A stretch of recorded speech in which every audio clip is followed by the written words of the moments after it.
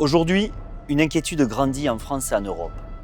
Une inquiétude légitime, celle d'une escalade militaire qui pourrait nous entraîner vers un conflit dont personne ne veut. Ma propre fille, comme tant de jeunes Français, se demande si demain, elle devra voir ses proches partir à la guerre.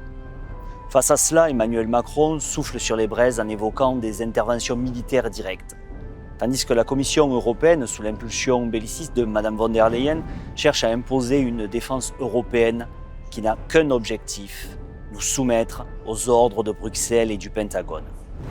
La Commission européenne, qui a pendant des décennies abandonné notre défense à Washington, notre industrie à Pékin et notre énergie à Moscou, camoufle aujourd'hui par son zèle guerrier la faillite complète de sa stratégie ultramondialiste.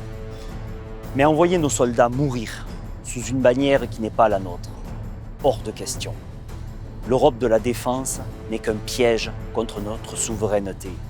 Chaque crise est un prétexte pour grignoter nos pouvoirs, affaiblir notre armée et faire de nos forces de simples auxiliaires de l'OTAN. Le Rassemblement national s'oppose à cette fuite en avant. La France doit rester maîtresse de ses choix stratégiques. Nous refusons de voir nos fils et nos filles sacrifiés sur l'autel des guerres étrangères décidées à Bruxelles. La paix, c'est l'indépendance. La guerre, c'est la soumission à des intérêts qui ne sont pas les nôtres.